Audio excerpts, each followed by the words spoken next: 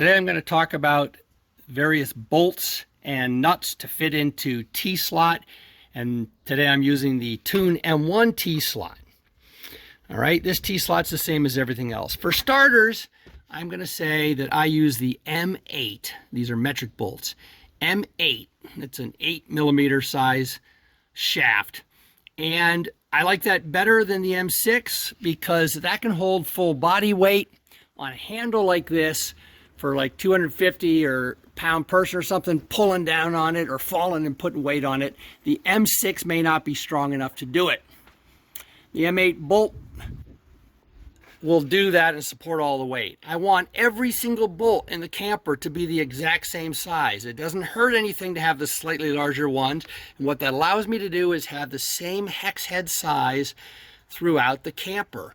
And all of them will work interchangeably with all of my Tnuts instead of having to mess around. Oh, what's this one? Is this a different 6mm size head? All right. Tnuts come in different sizes. This one is the 4040 series, and that'll fit in the Tune camper, and the 45 series will also, but you want the largest T-nut that will fit so that it locks up against the sides of the lips and gives you the maximum surface area. Looking at these M8 bolts, you can see I've got an assortment in sizes. 10mm length, that's the length of the shaft, 12, 16, 20, 25. The only ones that are really going to work, the maximum length you can use in this T-slot is 16mm. And let me show you how that works. A 10mm length bolt will actually screw in, and the head of the bolt will lock up against this lip. So it pinches between the T-nut and the lip. It'll pinch together, and that compression is what you want for the lockup. A 12mm bolt will not go down and touch. This is all the way down, it's firm, but it's being held in there by the bolt going through the nut and pushing on the bottom of the rail. Now you get a puncture force through there that can deform the rail because it's expanding it. And that can make it get loose, and it can also deform your rail. What you want is a compression pinch force. If the bolt's too long, it won't happen. This goes against the bottom, and that's what holds it in. That's not what you want. So 10mm shaft or less will work perfectly to hold into the T-track. Those sorts of shafts are either going to be via a bolt or like these ones where the hanger itself has the shaft. So here's what happens with different length bolts. To start off, the 10mm length works fine and it'll compress and pinch, which is what you want. 12mm by itself, so this sort of a shaft on a hanger will not work because it'll push down against the bottom and the top is not pinching. However, if you're going to use a 12mm bolt and put it around a hanger that has some spacing or some washers, that will lock up fine and good length. Looking at these two hangers that have their own shaft, this is a 13mm. You can see how far it is from actually pinching, and you can clearly see that the pinch force is not being done. It's just being screwed into the bottom. Now that holds it, but again, it deforms your rail and can come loose. This one is actually a 16mm shaft, and that's how much clearance there is. Coming across to a climbing anchor, this is a 16mm length, and you can see it's all sloppy. How do we make that happen? Well, here we go, and this is even a slightly thinner hanger. This is a 16mm bolt with two washers, a lock washer and a regular washer, and that's how we're going to do it. That's locked up plenty firm.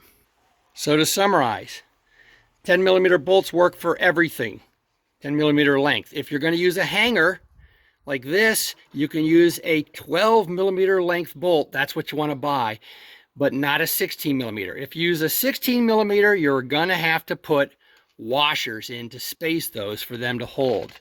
The next thing, if you get these that have their own shafts, if they are longer than 10 millimeters, it's not going to lock up. You're going to end up having to put washers in there, which is kind of a jerry-rigged thing when it already has its own. So this one, which I'll have a link for down below, 13 millimeter needs washers.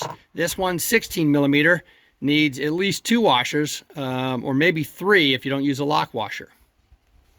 The shortest M8 bolt that I could get at Home Depot or Lowe's was actually this 16 millimeter black. All right, that's going to need a couple washers. I discovered that this washer is not permanently fixed on this. It actually screws up and down. So you can lower this down and make the shaft short enough to screw in. The problem is there's not enough threads to make this thing be a good bolt, good contact. It has less than a full thread going through there. So that'll just rip right out of there. It may hold something real light, but if you need that down, you're going to have to put a bolt on this side. Otherwise, it has to be screwed all the way up against here to provide enough support to stop. There's only half a thread in there. Okay, let's talk about the moment arm of these bolts and holding power. When you're using a hanger like this, the force goes completely right there and it is applied right at the base of the bolt. So there's a shear force with no moment arm, and it's supported very strongly by the entire structure of this lip and this lip. It pulls the whole thing this way. However, if you have a longer bolt or one of these sorts of bolts, then you can see that the pull is out here at a distance, an inch, or like this, out here an inch. And so what happens is you get a pull twisting that bolt like this, and that wants to tear it out, and now the entire force of this bolt being twisted and torn out of there is being held by the lips. Just that one little thin lip where it makes contact, instead of the entire structure of the T-track all the way around it, holding it as it comes tangent to it. Right here, you've got this twisting, tearing force that wants to pull it outside of the lip. And so these are only acceptable for small, light loads like this, not body weight.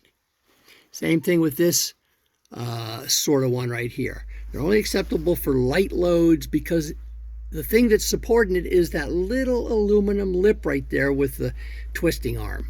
If you need to have body weight, then you go with something like this, a climbing hanger that is engineered to not generate that twisting force. It pulls straight down tangent to the bolt and applies all the forces evenly.